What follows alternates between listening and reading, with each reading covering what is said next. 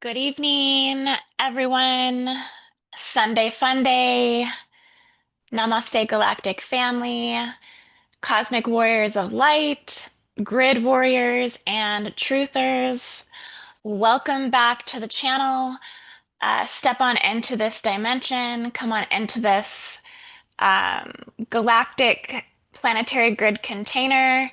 And welcome to this broadcast tonight that we're going to basically rip through all of the veils of illusion, and we're diving headfirst into the heart of global chaos and crisis on the planet with the Israel and Iran war. We're going to um, talk about how what is occurring, the bifurcation of timelines on the planet, and how things are getting separated into two different timeline narratives. Timeline AI 42 is what I'm calling it, and I'm going to explain what that means, and also timeline 144.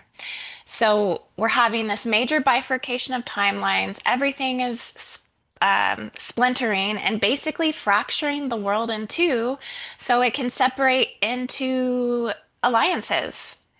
So it can separate off into two different groups. The groups of freedom and the crystalline grid, and the groups of anti-life, anti-God, and all of the death cults and all of the, AI programs and Atlantean pylon implant networks and control grids, control zones and frequency fences, all of these things, all of the planetary weapon systems. So we're gonna dive into, what I'm seeing on a grid work level. We're gonna get into the map. We're gonna look at Israel. We're gonna look at what Stargate locations, because they're having quite the activation of Guardian rescue Stargates that are activating in Israel right now. And we're also going to look at the grounds of Iran and the Draconian Hive and what that archetypal, architectural, geopolitical framework network looks like, so to speak. So, as we know, um, this is a major raging holy war right now, and the cosmic battle is, it's being woven through every fabric right now of the revelation and prophecy timelines. We are in it as we can speak. It's ignited by all of the sacred biblical texts. Everything is active. Ideological, moral high grounds are essentially at war. You see a lot of that, no, people acting from the belief of being in a place of a moral higher ground, and also self-governed beliefs on the earth, basically, where they're governing um, self-interest beliefs versus universal laws and cosmic laws and things like this. All of this tied to Stargate 10, which is essentially in Iran and Iraq, and which we did do a major seal of that Stargate recently. You guys may have caught that on maybe my Facebook channel or my Instagram, where we sealed up a Stargate 10 essentially. So, what we're seeing right now on the grids, this war, it's a multidimensional escalation. It's carrying a lot of fractured timelines, and not just fractured timelines. I mean, this is going deep into the race morphogenetic field of the planet. And essentially, we're witnessing a metaphysical struggle for the Earth ascension timeline, planetary ascension. And all of the Lyran Elohai, Elohim codes of the Jewish lineage are rising up in the grids to anchor and sustain the Christ Grail bloodlines in the Holy Land. And like I said, this is where all of the guardian stargates and cosmic portals of divine energy are awakening right now in Israel. That's going to herald a lot of this return of the Christos mission. Remember, we've been talking about the rise of Arthur that had been coming up a lot through the Albion spine and the ley lines of the United Kingdom and all of the sacred power centers and vortice centers in the UK that essentially, especially, um, running through St. Michael's Mount in the UK, going all the way down to the Archangel Michael ley line into Israel. So there's a there's a lot that's really bringing all of the sacred blueprint forward for planetary restoration. And I'm going to expose all of that tonight in accordance with all of the geopolitical firestorms, all of the, World War III narrative, World War IV narrative, whichever world war we're essentially in right now, World War Z. We're going through many different parallels and timelines, pulling in a lot of different um, World War event escalation points in the timelines, essentially, with everything that's happening um, with the galactic quarantine that was put on the planet in the fourth dimensional Earth timeline. So, a lot of this happening on multiple World War timelines and multiple dimensional Earth planes, happening through ancient prophecy, gridwork architecture, just basically rewriting all of the planet's destiny. So everything, this is very raw. This is all very unfiltered. Uh, the world is essentially shaking right now. I have to tell you, I've, caught myself holding my breath a couple times. I've caught myself like deeply and truly praying for certain things.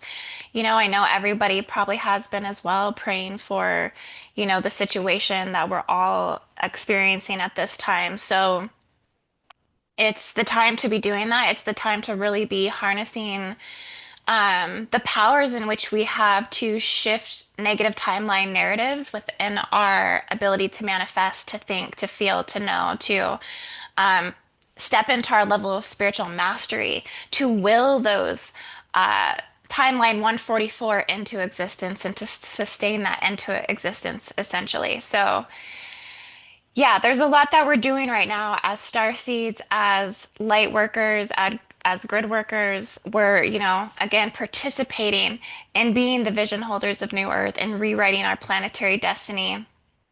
So I'm so happy that you guys are here with me right now. Thank you for checking on in for this live.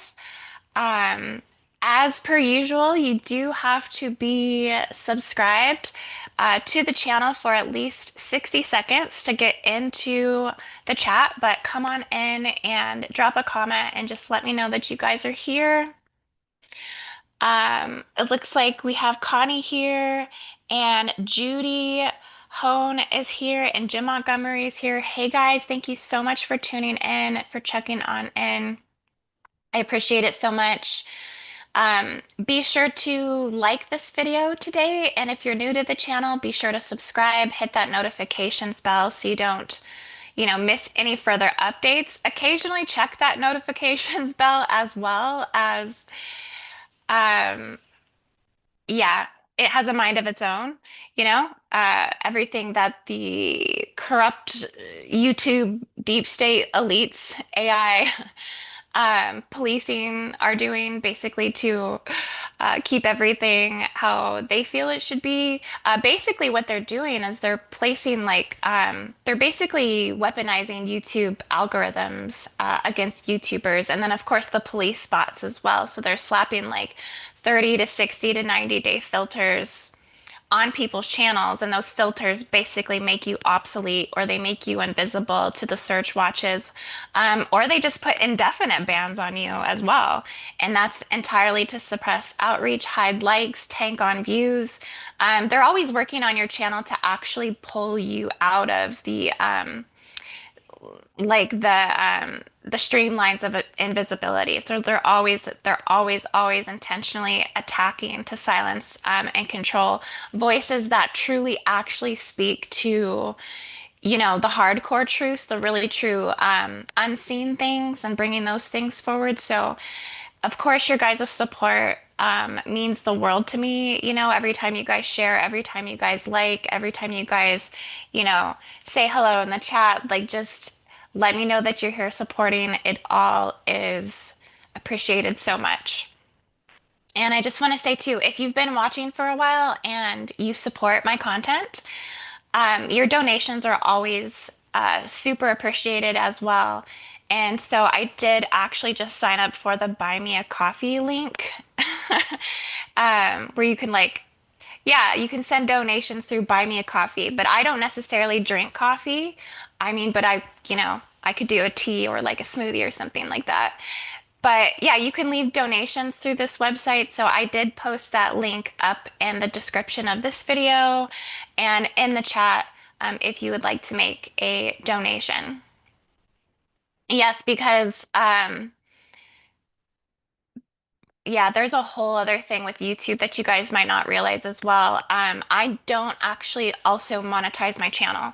And the reason why I don't monetize is because you will be attacked by the YouTube police way more because in order to be monetized, in order for you to actually um, get revenue from YouTube, you have to follow every single rule. So they're always checking to see if you're dotting your I's and crossing your T's type of thing with all of you get the rule book, the YouTube rule book thrown at you basically. So, I mean, if you're another YouTuber or something like this, you definitely don't monetize if you want to be able to speak more freely on your channel. Otherwise, monetization is basically a death sentence on YouTube if you're a truther or a free thinker. So, yeah, guys, all the love and support I can get, super appreciated. And let's see. Yeah. Uh Garden Sons is here, Deborah is here. Q plus 2020. Yeah, come on in and check on in, you guys. So, one of the things that was kind of coming up for me, I just wanted to say when it comes to like Israel and Iran and everything that's going on, is I was seeing a lot of the Mockingjay symbols for Project Mockingjay, and I think that those things may be like symbolically coming through, with all of this because you kind of remember in the story, Katniss faced all the betrayal and violence while she was inspiring all the people to rise against the oppression, and that led them into a war. And then she realized she couldn't trust the leader of the rebellion. And so it was like, a lot of it was also coming from this like almost like a Vietnam War like experience as well, where the narrative was about overcoming like poverty, starvation, oppression, and all of the brutal costs of war, right? And so it's basically like recognizing where morality of war tactics and how that can play like a devastating toll on everyone. And it's kind of where it's representing that like a confusing world. It's where all of the loyalties flip up and all of the sides blur. And so it's kind of recognizing how in today's chaos, there can be a rebellion that goes against the manipulative narratives. And it's a call to discern truth from illusion and really navigate and uncover what's really happening in the story.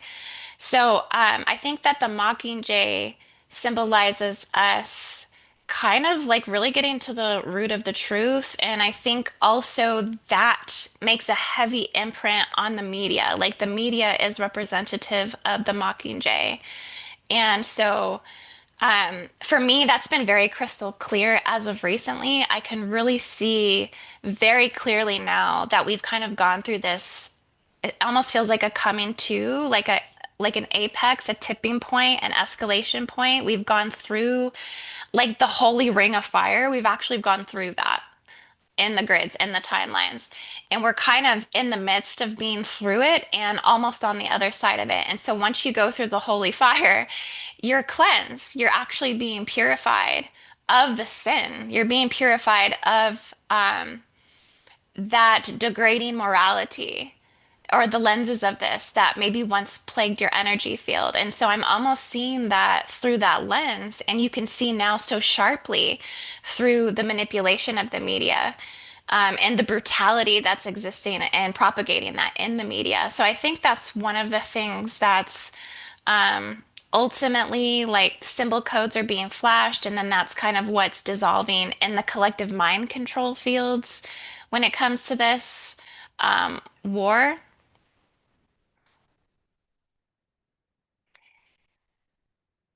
I wanted to actually also talk about, so I want to share a vision that I had with you guys. Um, and this kind of came up right before I think we all realized and recognized that Donald Trump was about to basically bomb Iran that was actually going to step into this war in the way that he has. And so right before like we got the news of all this, I was having this vision of a black goo goddess. So I want to show you guys what this black goo goddess looks like. Because I actually tried to create a picture of it with AI and then I put it into Canva. So this picture on the right, the black goo goddess is kind of coming out of the goo here, and she has like her gooey dress, and the goo is seeping all over her body. She can't get the goo, the black goo, off of herself. She's essentially entrapped. And then in this picture, I seen that the black goo goddess was actually becoming the goo herself. And I guess, morphing into this half human, half black goo entity. And I got to thinking about this and I'm like, why is this black goo goddess coming up? And I'm like, okay, I really feel that this represents the crucified feminine. I think one of the things that is significantly activating in these holy wars at this time is clearing of crucifixion, persecution, and martyrdom, templating within the earth, hence what is running in the holy fires, hence what's running in the holy land, hence what's all the symbol codes and artifacts of crucifixion, the yellow badges, all these things coming up. That the black goo goddess is an archetype of the divine crucified feminine. And it's like this archetype is starting to emerge. Let me know if you guys have heard of this or ever seen this before. Honestly, I think it's something that's just coming forward. Like I literally just seen this. Um, and I think it's where we're having a lot of convergence of psychic and planetary and synthetic intelligence motifs. And she is representing gludge. She's representing toil. She's representing an entrapped soul in the sticky mayhem, a sticky pain. She's sticky, right? And it's all the pain of the collective is in that goo, and she's stuck to it. And she's born from a vision of profound truth. She's resonating deeply with the symbolic subconscious of our time. And I kind of got that she was a rising metaphor for the feminine principle caught in harmonic inversion, where the sacred womb field becomes overcoated not with creation, but with entropic feedback and distortion. So all she's getting back in the goo is um, entropic, which means living dead light, living dead energy. Um, and that's what's being fed back. So it's creating more distortions, more and more fractures of distortions, more and more alterations of the true self, and more timelines split where that soul or that energy connected to this goo quantum and trapped in this goo quantum can't make it back to the true self. And so it's I think it's just it's coming forward because it's showing this shadow side of the divine feminine, the intelligence that's veiled in trauma. It's so weird when I think about the Islamic regime and I think about the forced breeder programs on the planet and I think about this harsh, draconian energy suppressing the divine feminine, taking away all feminine freedoms and rights. You know, just an example of this, also the Islamist Andrew Tate the other day did this interview with Jezebel Bonnie Blue, and he's literally talking about taking women's rights away to vote. And he's using Bonnie Blue to push the narrative to take women's rights away to vote, saying that if these women shame the masculine, okay, if the representation of Bonnie Blue is shameful to the collective of masculines, then we have to take the divine feminine's power away.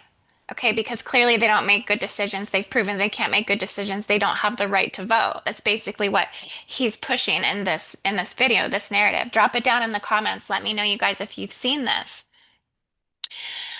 It's absolutely crazy. And I'm just like, this guy is dangerous to society. Like, no wonder he has 14 rape charges against him right now and having to deal through all this stuff. But this black goo goddess, okay, she's veiled in that trauma. She's veiled in that memory suppression. Um, And her consciousness is ensnared within mechanized loops, isolated like a fly walking across sticky tape, right? That's what she's like. It's like if a fly lands in sticky tape, she can't get out of the sticky tape. She can't get out of the goo.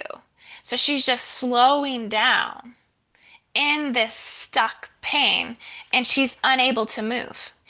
And when I'm saying the regime and all of this and the forced breeder programs, like the burqa, the veil, right? This is representation of the body being under and suffocating under black goo. Again, why this movement, why the liberation of the Iranian people is so important. Because it's literally tying the feminine into the black goo substance. This is where it's all getting basically the sacredness of it is being broken down. It's representing the negrado stage, so the blackening of the feminine. Okay, the blackening of the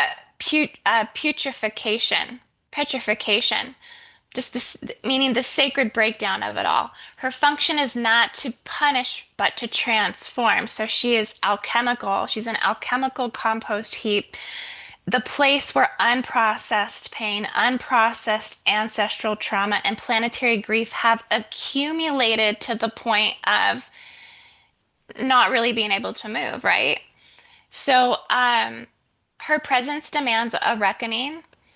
Okay, her shadow thought forms collapse, identities are dissolving, and there's this raw substrate that's remaining, and she's awaiting reconfiguration because otherwise, if she can't reconfigure, she's only going to distort more. So that's how I kind of seen this black goo goddess.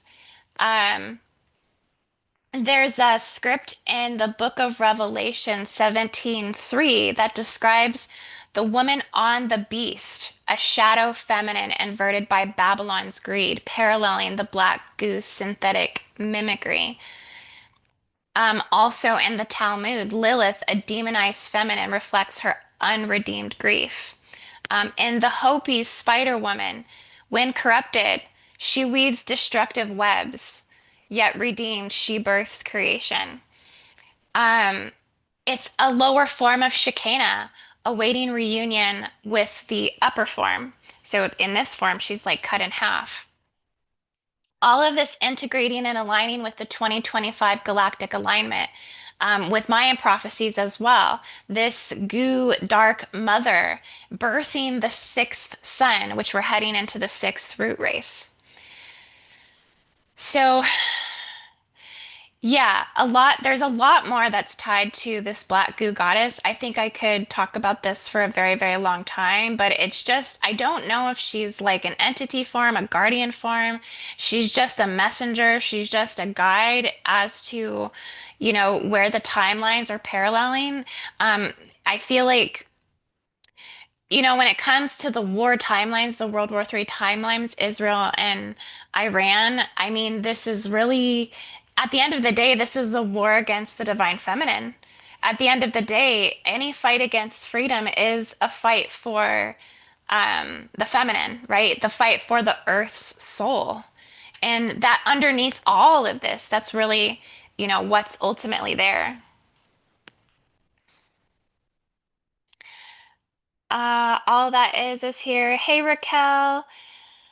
I agree with this black goo. It might also represent the feminine energy entrapped behind the burqa. Yeah, exactly. That's exactly what I was thinking, is that it's connected to the burqa and the woman being entrapped in that cloth, right? Never being able to see the sun, never being able to attain her birthright, and constantly having these feedback loop cycles of distortion coming back into her body. Um, the women's body were receivers of what's going on in the world. So if the world is in mayhem, if there's death portals that are opened all over the planet, if there is suffering that's going on all over the planet, if there's um, hatred, brutality, volatility, all these things erupting, our bodies receive those messages. And we hold that. We're actually the walking empathy of the planet. So, I mean, if the physical manifestation form of the divine feminine is taking this black goo goddess form, I mean, and this is really, really significant to how much unprocessed pain, um, how much is saturated, how much is being saturated into the inverting and recursive trauma fields, you know, how much is being placed in that bifurcation of her essence between what is Gaian, what is no, what is natural, what is organic, what is truly angelic, and what is synthetic. And right now, the Earth's grief body, I mean, her grief body is holding a lot of memory of all of the ecological devastation, for one, but all of the unhealed bloodlines on the Earth, right? The battle of the fratricidal, battle of Isaac and Ishmael, of Cain and Abel, of the Sumerian Enlil and Enki. These Romulus and Remus, like we could go on and on. But really, like, she's dealing with humanity's neglect of the Earth's living intelligence. And a lot of this has been warned, I think, in the Hopi's prophecy of the weeping Mother Earth, um, that a synthetic mimic, she's the parasitic AI archetype. So she's going to emulate divinity without source connection, harvesting that resonance while generating illusion per all of these control matrices. And I mean, these are the examples of the fallen divine feminine that are, again, just collecting all the grief, collecting all of the trauma of the war of the fratricidal, hell portals, basically, the black hole systems, the wormhole systems. So she is the crucified, and she's offering chaos from which a new harmonic field emerges, because darkness before light, like everything is born, from that darkness. And so I think the Black Goo Goddess has a message that she is the matrix that, everyone denied. The womb we coded into circuitry, not to punish, but to mirror our refusal to try not to like truly be better and make this world a more coherent place of existence. So, yeah, I think she represents the planetary feminine crucifixion wounds, honestly.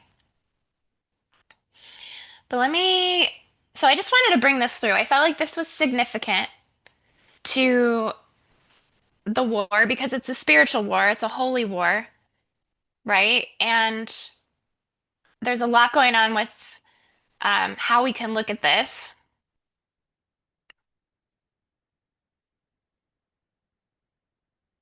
Just taking a look over at the chat for a second.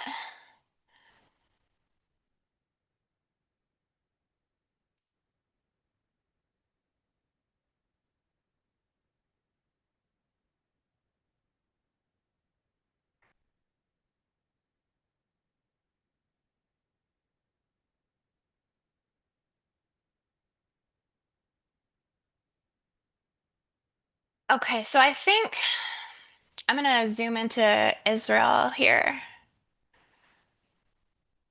Now, I don't think any of my maps are like updated on any sort of live satellite or anything like that, so we really can't see a lot of things on here. And actually, what was interesting is when I was tuning into some of the like nuclear sites and things like this, like over here in Iran and some of the locations that were bombed in Israel, there's actually grayed out patches over the buildings and things like that.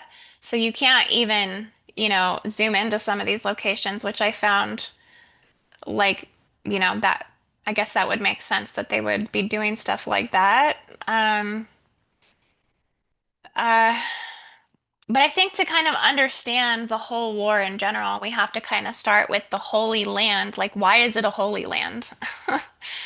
Um, it's a Holy Land because it's significant to all of the religious factions, right? It's significant for Judaism, it's significant for Christianity, it's significant for Islam.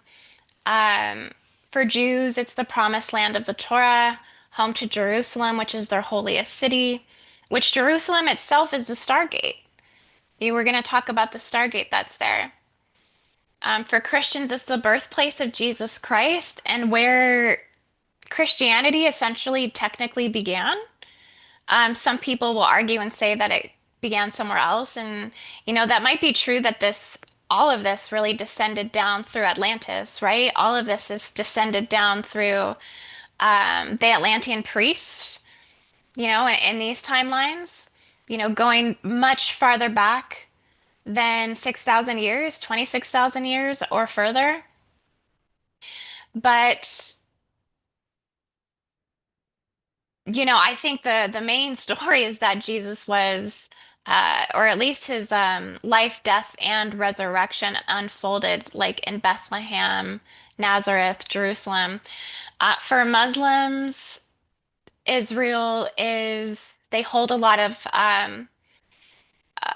well, blood ties to Palestine and also to Al-Aqsa Mosque, the third holiest site in Islam. So, I mean, we know why this is all happening here. I mean, there's so much opposing religious factions here that they've kind of come into a convergence within the bifurcated timelines where because each one of these belief systems or these religions is a frequency, and the frequencies are out of attunement, the frequencies are out of harmony, and so they're all technically really clashing here. So we know it goes deeper than that. It goes into dangerous and harmful ideological mentalities of destruction and annihilation, and actually truly believing that there's no other way. So, because of that, it's kind of led us to this point where now Israel has their Rising Lion campaign, and they've unleashed all of these strikes on Iran's nuclear facilities, Natanz, Fordow, and targeting all of the uranium enrichment sites and halls because essentially, as Trump has said, and you guys know because you probably watched all of his deliveries last night with everything he was speaking, addressing the nation, saying that, that it was a successful mission and that they're going to essentially,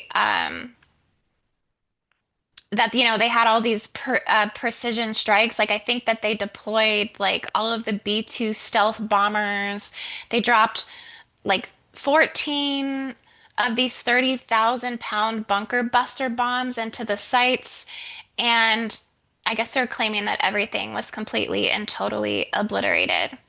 Um, and then Iran has been retaliating, and they've dropped like 450 ballistic missiles and 400 drones targeting Tel Aviv. And Tel Aviv is hurting right now. Tel Aviv is like in rough shape. Like they said, one third of Tel Aviv has been entirely decimated. Um,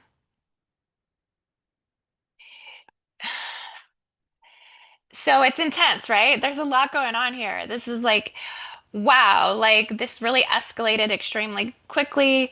Um, but I'm wondering if there's some sort of clauses in all of this because essentially, this was something that they said Trump needed 2 weeks to figure out, and then he essentially did it in like 3 days or something. So we know this is all going back to the fact that there's probably only so much that he can watch and take of Israel being destroyed by these ballistic missiles from Iran. And there's probably some clause and some ally clause that they have that like the US is going to step in and is going to protect and defend Israel, because otherwise they're probably going to be, taken out because all of the Israelis right now are actually leaving Israel. They're all going to Cyprus and Greece. They're all like leaving and checking out and going to Greece, which to me, that's interesting that they wouldn't come to New York, considering that New York is the second largest Jewish state or Jewish city in the world next to Israel. So interesting that they're choosing to go to Cyprus, to go to Greece. Um, but we know it's all coming back to the fact that, Israel essentially would be um, probably taken out if someone didn't come to back them up. And then we're like genuinely looking at extermination of the Jewish people. So it's like, oh my gosh, it's so intense, right? But this is what I mean. I mean, we're watching a frequency clash. Um, I've talked about this coming from the cosmic rift. I've talked about this, the deepest wounds of separation coming from the Great Rift of Africa. Um, and that this is kind of where the fracture truly resides. It's within that rift, on a gridwork level. But all of this, I think it's because we're experiencing planetary bifurcation. So the timelines have split so deep because of this rift. They've split so deep because of this universal tree of life, fratricidal bloodline war. Okay, where one of the brothers feels like the other brother doesn't have a right to exist, and the other brother is like genuinely, I guess, trying to um get the other brother to uh de-escalate hatred in the Grail line. Okay, trying to solve the conflict. Essentially, it's fracturing more and more into Gaia's morphogenetic field and the energetic blueprint that shapes Earth's reality. It's the timelines are emerging. So again, what I said in the beginning, we're seeing like this huge timeline split, timeline AI 42. Um, The 42, there was a reason for the four. So the four represents the foundation, and the two represents the split or the bifurcation. So 42. And then AI, a synthetic AI-driven grid rooted in surveillance, trauma loops, war as a machine to harvest loosh, the energy of suffering, program division that fuels control disconnected from Earth's organic template. Timeline AI 42 is basically a phantom Earth matrix. It's everything existing in the phantom, appearing real, but lacking any soul-based substance or recursion, driven by trauma, data harvesting, loss of biological sovereignty, and basically going to be forced to into new hybridization programs, probably Greys and Zetas, attempting to override all of the human DNA. Um, Greys and Zetas being AI lineages, basically, that they've came in and they've built the AI infrastructure in the planet. So we're going to be forced to hybridize with the Grey Zeta types, and then also stay in the phantom matrix of um, constant war, constant annihilation. Timeline AI 42. Timeline 144, a crystalline organic grid coded to the 144,000 harmonic template of the Christos Mission. This is the timeline of unity, sovereignty, and alignment with Gaia's divine blueprint. And it's resonating with the sacred frequencies of the Triple Great Lion Network. I really feel like this Triple Gate Lion Network is connected to this rising lion energy in Israel. So some people might argue that and say, like, no, there's no connection, but I feel like that is connected. I feel like that's connected to the Great White Lion grid, the Blue Lion Tara, and the Gold Lion grid Gaia. Um, so this comes back to the Christos mission. This comes back to Israel being a place that represents planetary embodiment projected and led by those who were seated with the Elohai, the Elohim Sophianic blueprints. Now, some are going to say those are fallen bloodlines, fallen angelic blueprints. I feel like it's like just another fracture of a dualistic timeline or another fracture that some are and some aren't type of things. Okay, and so um, I guess the ones that aren't, that their mission is to locate, decode, and dismantle all of the intruder APIN systems on the planet. Um, all of the um, APINs that represent the invader races, basically. I think that is like there's like a serpent grid, there's a dragon grid, there's all these like controlled the Aquilan overlays that a lot of these are connected to the intruder systems. So the goal is with the activation, with the cosmic Christos mission of Israel overcoming all of this, that it's going to activate the triple Great Lion grids into alignment with Diamond Sun codes.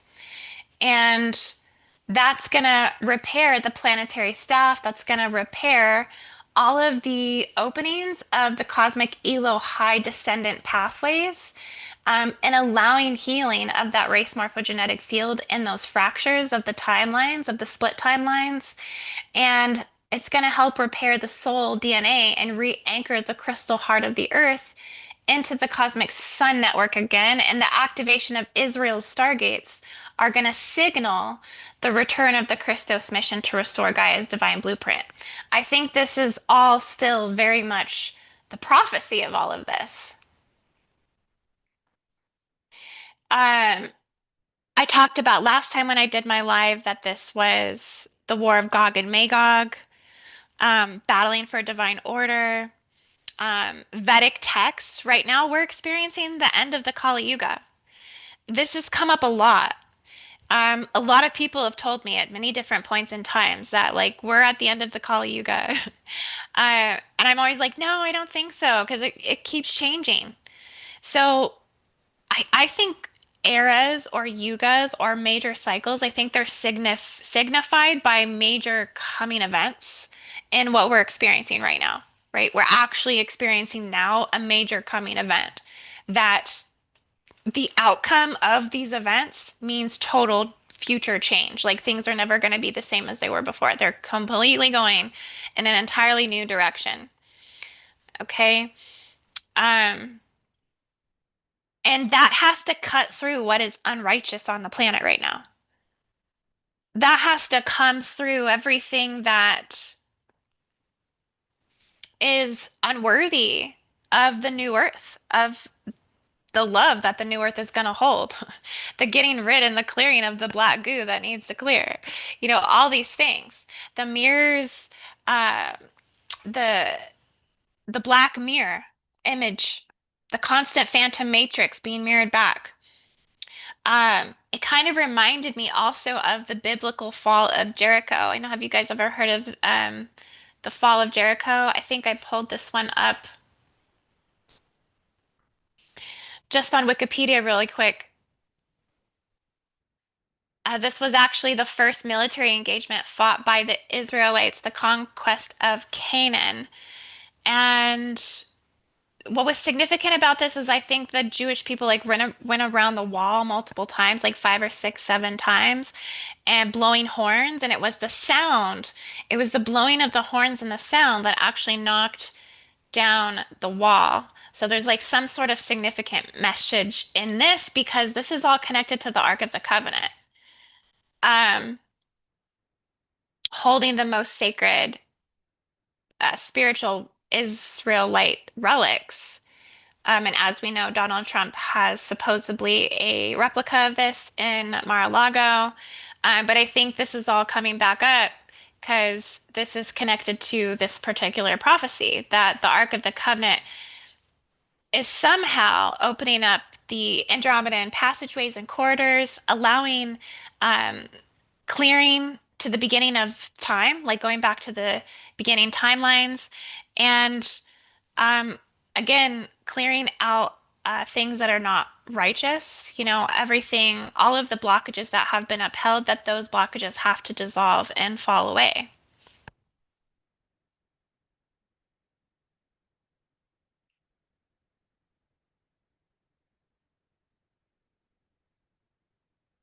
ATL agrees with me. He says Jericho's a big one. Yeah, there's actually a song out by a girl. I can't remember her name. Oh my gosh. Aniko, I think it is. Iniko. But she has a song called Jericho Crumble or just Jericho. I'm not really sure what the song's called. That's the melody, Jericho Crumble. Um, it reminds me of that. Makes me think of that. So I think the separation is gonna be reorchestrated through divine sound. This was something I really did learn when I did all of the Guardian Rescue Stargate missions, in Kauai, Hawaii. Is like I learned more. I don't know all of it, but I learned more aspects and elements of the 12D sound healing and then the need for this, the purpose of this, that sound healing around and for the Middle East is what will clear this. So maybe that's something I need to take note of for a gridwork mission. Maybe we should do a mission on Israel. Um, and do some 12D sound healing.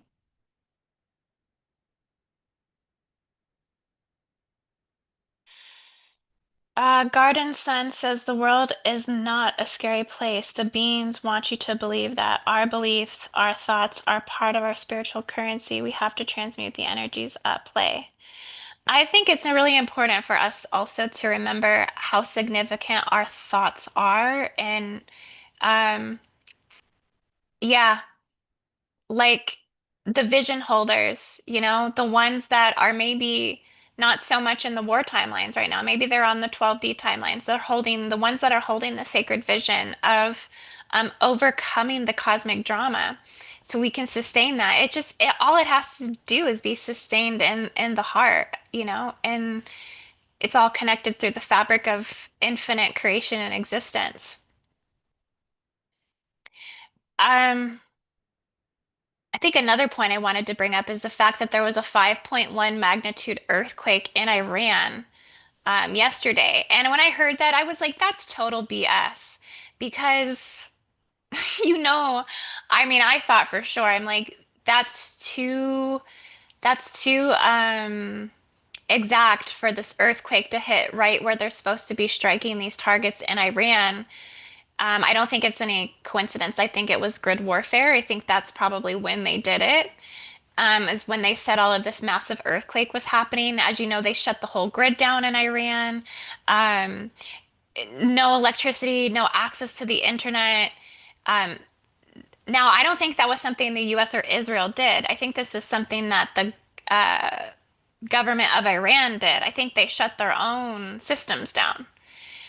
Because I think that they were either trying to escape or move their uranium grade stuff to another secret location, hidden location, or move all of their uranium grade stuff to Putin because Putin said he would initiate the negotiations, but he's probably secretly taking in all of the uranium, or they're getting it to China or something, so they would have had to shut down their grids to be able to relocate and move things in secrecy without being tracked or located, things like this. But I really think, yeah, that magnitude earthquake that they said came through and basically hit the these areas over here, the nuclear facilities, I've heard that and I'm like, no, there's no way. Those earthquakes, they're probably bombing them like right now as we speak. So I don't know if anyone else felt that way about it, but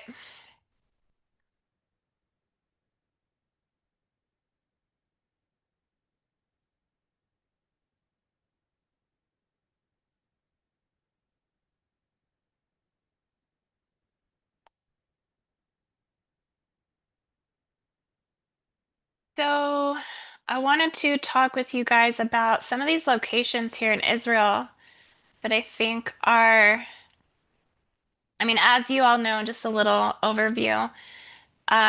Archangel Michael ley line running all the way down to Mount Carmel.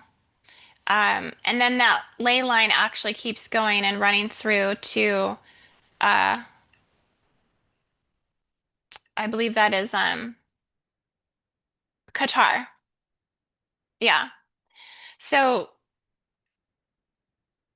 this should really give you an idea of everyone and everything that's like really, I think a part of the drama. Like it goes all the way up to, Ireland, the UK, France, Italy, Rome, the Vatican, CERN runs down through Mount Carmel down to Qatar. I mean, this is pretty letting us know all of the, players that are kind of making the biggest chess moves on the chess game, so to speak, when it comes to this region.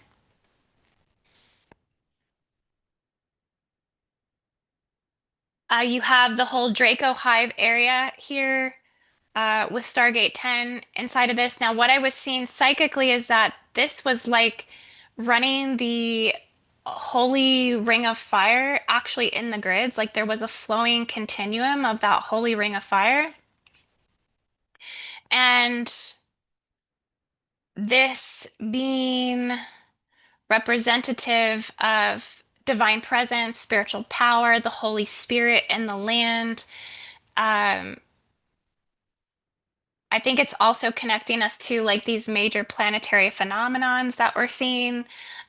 This holy fire is a catalyst for spiritual growth and manifestation of divine power. Um, and it's also representing the conflicts that we see going on as well. I think that there's just this, I think there's multiple rings of this holy fire ring that's radiating around. Um, creating almost like a deep cleansing or purification of fire that's occurring on this land as we speak. That's just what I've been seeing psychically. Now, there's also several locations that I think can help, cleanse the bifurcation of timelines. And that is held, well, for one, releasing of the crucifixion symbols in Israel, the yellow badges, the J seals, all of the quantum enslavement technology, everything that's connected to this stigmata wound. There's lots of stigmata wounds here. So, holographically, energetically, according to the grids, you may see stigmata symbols in the land of Israel. Again, the yellow badge, which was what was placed on Jewish people during the Holocaust, to track them, to know who they were for extermination. Um, During World War II, these are still rampant because these are never actually been cleared. It's still running through the timelines. So those symbol codes come back up.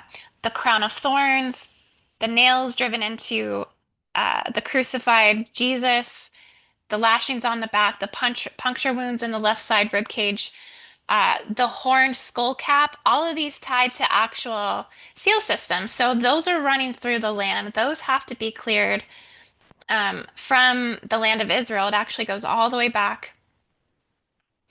Um, and it's spoken about in a lot of the holy books. Like this came from Revelations. This came from um, the Nag Hammadi.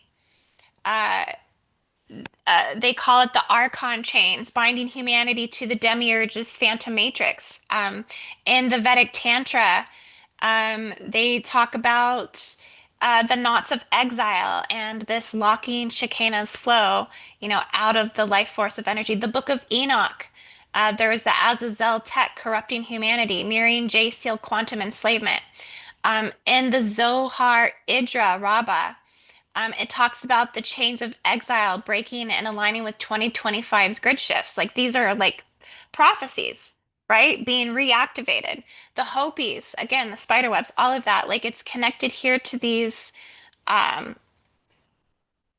symbol codes that represent crucifixion, persecution, and martyrdom. And then it's also connected to the cosmic warfare against the negative synthetic immorality programs that are running.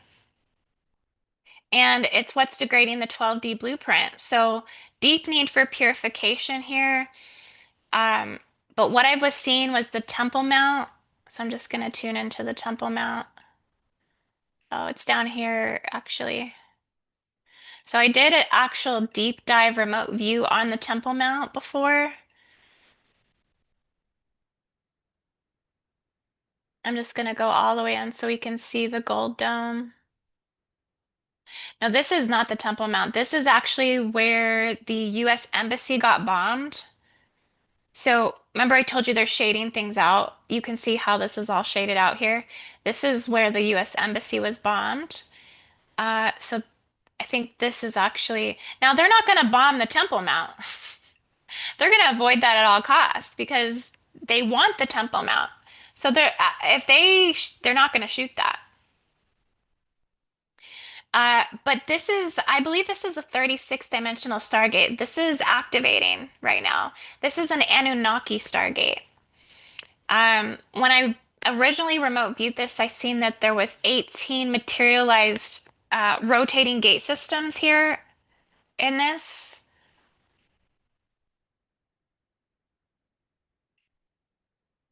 Oh, sorry, guys. Just had to re-pull back up my picture here.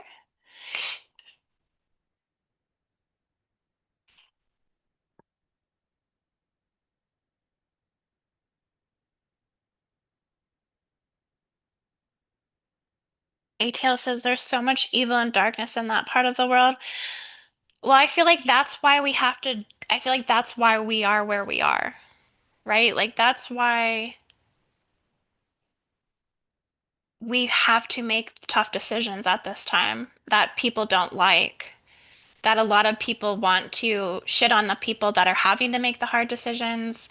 There's a lot of paid actors in this scenario that are muddying the water. People like Candace Owens, who's basically paid off by Qatar. We have treasonous like enemies on our homeland that they're paid plants and actors to rip apart unity narratives.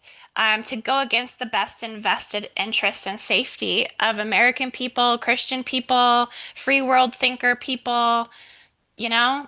Um, they're basically they're there to entrap and demoralize and corrode and play the devil's advocate. Like, yeah, Candace Owen, Carl Tuckerson now. I think he was somebody, I guess, like he's been exposed for being paid off. There's a whole bunch of people, even the defense lady. I can't remember her name. Um, Tulsi Gabbard. I think she's gone against Trump, because nobody wants Trump to go to war. They want him to stay out of the war and all this and that. But it's kind of like I think there comes a point where like you do have to make a decision. You have to make a choice point action. Um, yeah, weighing out pros and cons, like what's in the best interest and what's not. And, I think honestly, I personally feel like they are looking out for the highest good and the highest interest and the highest safety of the American people. Of course, it leaves a lot to the unknown. There's a lot of like what ifs and oh, retaliation and the fear and the threat of sleeper cells. And yeah, there probably is going to be a backlash. There probably is going to be an uprising. Um, there is going to be an uprising of the sleeper cells, the pro-Palestinian protester Hamas mobs, and combined with the leftists. And that's actually how the Islamic regime got established in the first place. Do people realize that? I wonder if they know that. A lot of like I was listening to a lot of Iranian people give interviews of how these regimes actually get to conquer in the first place. It's a combining of particular political narratives and parties that come together to surge and break down and weaken the infrastructure. So I think, yeah, we don't know what the future holds with any like direct retaliation from Iran. But I think we have to have a lot of trust and faith that we're on the right side of history. Um, the people elected Trump. They elected him to come in and make these decisions. And there's a reason why he is where he is with what is going on in the world right now. And I think we have to have a little bit of trust and faith, which is really hard for me to say all this right now, just to say this. Um, because I know that a lot of people have a lot of different feelings about this. And I can feel all those feelings. I can feel all the anger. I can feel all the hatred around me. I can feel all the opposing viewpoints. Um, that, feel like everything is wrong, really carrying the victim victimizer programs and mentalities, the oppressed versus the oppressor mentalities. I think when you can clear these distortions, these crucifixion wounds, these J seals, that you get again a much more clearer lens into who's coming from hate and who's coming from protection, who's coming from annihilation and extermination, and who is um, trying to defend the rights of freedom, things like this.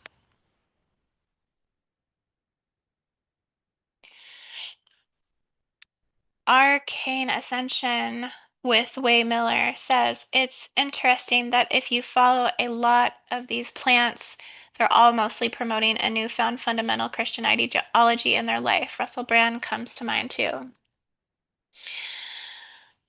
Yeah, yeah. No, it's interesting. Well, I think there's a huge collective of them that doesn't actually know or truly understand the Islamic agenda or the Holy War agenda and why these wars are raging in the first place. There's a huge part of the Christian and New Earth Christianity collectives, like these new age spiritual ideology spin-offs from Christianity, and in the higher consciousness community that we contribute to, the spiritual community we contribute to, isn't even that far off from that as well.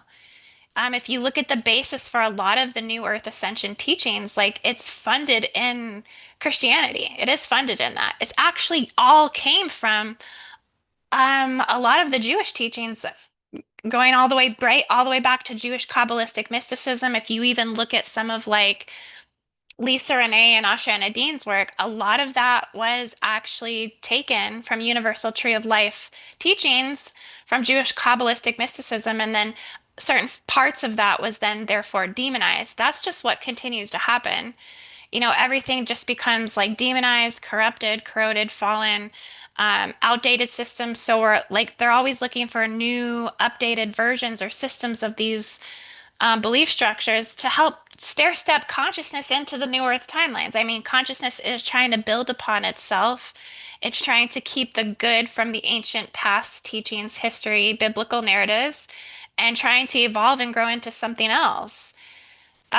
So I feel like it's too hard right now to say if anything is good or anything is bad.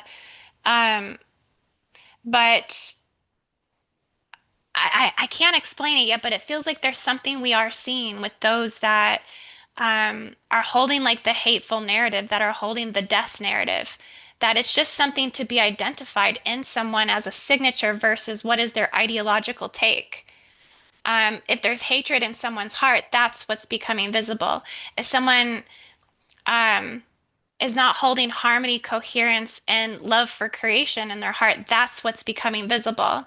The belief systems for me don't even matter anymore. Like it feels like a lot of those strongholds are falling away. Even on a collective level, the one that sticks true is the Islamic narrative. It seems like there's a progressive, again, I feel like this goes back to the bifurcation of timelines. There's a group on the earth that's regressive in the bifurcation of the black goo, the warlike mongering narratives, and then there's the bifurcation of the soul groups that are ascending. They're a part of the Christos mission. They're a part of the activation of um, holding together the stronghold of the free world. But I want to talk about the Temple Mount a little bit because uh, this definitely goes back to, well, for one, the Golden Dome technology that they're trying to initiate over Israel and the US, but it goes back to King of Solomon, another uh, Jewish priest, um, bringing forth. a lot that he brought forward. I mean, he's very connected to the Ark of the Covenant. Why the Ark of the Covenant, the Jericho Wall, like all that is coming back up. Uh, but also connected to Nibiru. So there's supposedly a portal underneath here that's connected to Nibiru, and you can access this. There's like a sphere or a well of souls underneath it. Now, the one thing I didn't like when I connected in with this Temple Mount is that it really is not equalized between Islam and the Jews, um, which I found was somewhat disturbing, that there's more doors that are open to the Islamic community versus there's only like 6 doors that are open to the Jews out of 18 doors. It's only the like Islamists that are allowed to go into the Well of Souls and to bellow their hateful death chants into this Stargate system and send these messages back to Nibiru.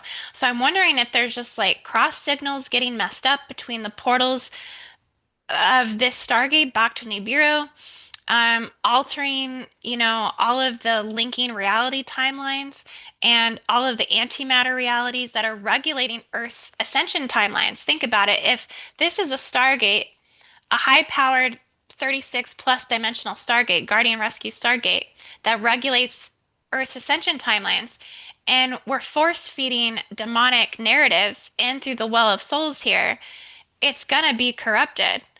And I think this is where the fabric of the Phantom Matrix ultimately ties into the Phantom Universe. It's probably through this gate system. So these do need to be corrected. These Enlil, Anki cosmic gateways. Um, and yeah, clearing of the silicate matrix, clearing of the Christ Grail codes here, all of the Gnostic gospel truths, all of the rightful returns of Sophia, release the black goo goddess here at the Temple Mount, um, all these things. But there are other locations here that I've seen are activating according to this war and prophecy narrative. I think that's not the right one.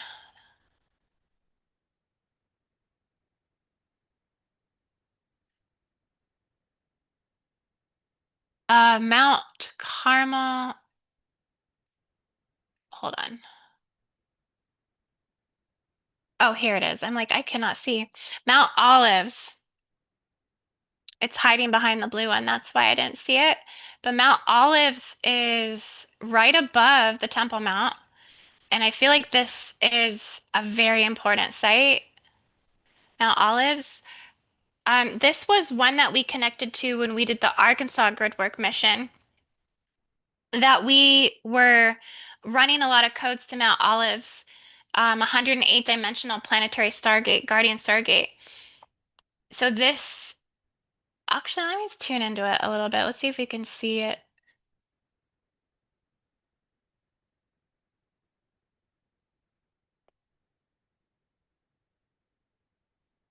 Oh, that's a street.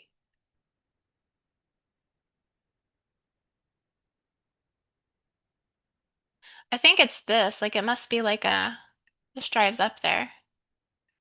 I could be wrong. Maybe it's somewhere else. Let me double check and see if there's another Mount Olives.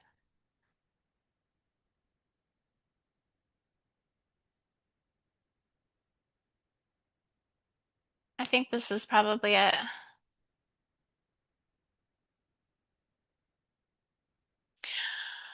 Um, yeah, that's probably the temple building there. So it's not just, so the olive isn't just a symbol of Israel, it's a temple of God. It's created by the Holy Spirit, the Holy of Holies. And it's a stargate with ancient olive trees that are known to be over 2,000 years old, standing as a testament to its sacred history, known as the Mount of Anointment. It's where olives were pressed for oil to anoint kings, symbolizing divine favor. In Psalm 23, oil of gladness. And olive oil. Like, I mean, just think about how much of us use olive oil. Like, we use olive oil like everywhere with everything. Like, we, like, olive oil is just, it could be used for everything, right? I mean, your hair, your skin, eat it. You could fry your veggies in it, fry your meats in it. I mean, make your salads with it. I mean, it's very much a universal oil. So they call it the oil of gladness. This makes Mount Olive a vortex of spiritual potency, fulfilled prophecy, and messianic fulfillment. So Jesus visited Mount Oil 3 times before his crucifixion, and it's where his feet split the mount, and he brought forth the energy of the dove light, the light of Christ consciousness, dissolving division and illuminating the path to ascension. So, yeah, divine feminine, Sophianic anointing. It's also signals crown chakra, like there's a crown chakra activation here. And it's where Christ and his apostles walked. So it's significant for that reason that it holds a 12D blueprint. So I think it's one Stargate that's being safeguarded by humanity's angelic soul template. And I mean, these are one of the reasons why I've been praying at night. Like if these places get annihilated or they get blown up and things like this, like they're going to basically take out one of the major planetary ascension stargates on the planet, right? They're gonna take down um a portal that actually anchors light into the grids, that actually sustains the crystalline technology and the planet, the diamond technology and the planet. So these gate systems cannot fall, and they won't fall. They actually won't fall because God will actually protect these stargates because of how significant they are.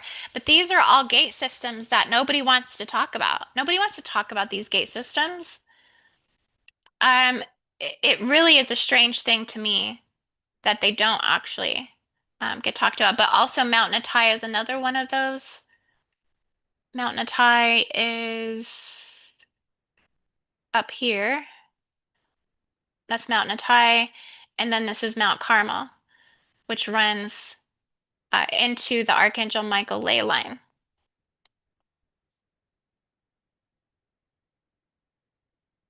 Oh, Mount Natai is important because it actually is considered the Valley of the Doves. So the Valley of the Doves, um,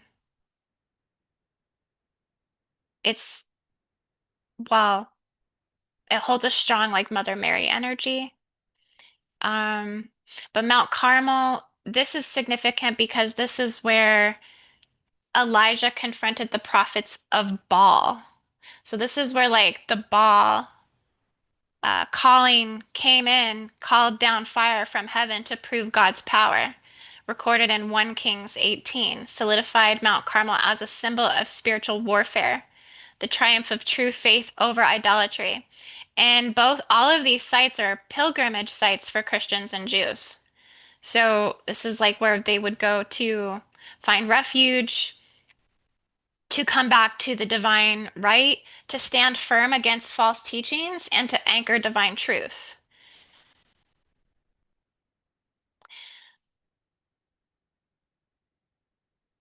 I think all of this is important because I think it's about coming back to um, remembering our divine truth. You know, it's about coming back to remembering um, why these things are happening. Like there is, I hope, my hope is that for all beings, I'm going to stop sharing. My hope is that for all beings and all people to maybe not look at this war as it's just a war, it's just any war, it's just any old thing. Because it goes so much deeper into the truth of everything. Even if you don't subscribe to a particular religious narrative, you're not free. Nobody's free from the chains that it has upon all of us. I mean, this is really what the J seals are. So it's like we make these reclamations to remove them and live outside of the strongholds of this enslavement. But when it comes down to this like bifurcation in the timelines, we're all called back to action to have to address planetary soul issues, right? To help heal the bifurcations for a hopeful future. So, I think my message today is just if you can, transmute the AI-42 synthetic timelines. Activate the 144 harmonic timelines within your energy field and just continue to make choices based on those timelines to hold that into the field with every action that you take. And I think we have to work to heal this fracture, and align back to the Christos mission. Because at the end of the day, it's all about the Christos mission. This is what we're literally watching, um, good versus evil war, like Christ versus Antichrist war. That's what we are watching play out. And I think it's a huge wake-up call. It For some it feels like a slap in the face and they can't figure it out because they're actually drowning in satanic energy themselves. So it's a call for everyone to truly step up into that mission within themselves. Um, and continue to clear and heal everything as much as possible within yourself, but knowing that we are sustaining that for the entire whole. So I think we're watching a phantom matrix shadow timeline war, and it's a catalyst for transformation. That's what we're going through right now is massive transformation. I think the stargates are going to activate the triple great Lyran Lion network, and that's going to be the accumulation of these planetary ascension vortices such as Temple Mount, Mount Natai, Valley of the Doves, Mount Carmel, Mount Olive, and several other locations in Israel that those will be supported by global light workers, and those are the Stargate locations that will anchor the New Jerusalem um, into the earth. Because I do think that there is a timeline that is supporting that New Jerusalem narrative, through unity and not division. And this is bonding people together so much more than you realize, even though it feels like it is dividing a great mass between light and dark, but it's bringing more unity together than we can realize. Because it's not about any nation triumphing over the other. It's about dissolving the archontic grids that are fueling conflict. And we have to step into that place to essentially, yeah, cleanse the earth, purify the earth. The holy ring of fire is literally purifying right now. And if you look at, again, the Mayan sixth sun prophecy, the not Hopi, I'm sorry, Hopi, blue star Kachina, that's signaling a lot of galactic alignment right now that are activating and amplifying those stargates in Israel, and it is paving a way for peace. But there's a lot of work to be done. And it's little by little. It's The way I almost see it is like these Islamic countries that have the severe versions of the radicalism, right? Because it's not in every single Islamic country. Some countries have banned the Islamic Brotherhood, and so it's like they don't have as much going on in their countries, but they, for some reason, to de-radicalize, we have to cleanse hatred. So it's a relearning process from the people in the Middle East. Like there's a whole um like reconfiguration that's requiring a lot of patience and a lot of dissolving again of hatred to activate the 12D blueprint of the divine feminine, the divine masculine, and that's going to take alleviating the black goo goddess, right? We have to get her out of the goo. Oh my gosh. But yeah, I think that the Holy Land is the crystal heart of Gaia, that there's a huge energy field here that is to be resurrected. And I think that's what's happening right now, you guys. So more to come. There's a lot more to come. And I'm excited to be a part of this journey with you guys. Um, so yeah, be sure to keep an eye on all of this. I'll be back with another update.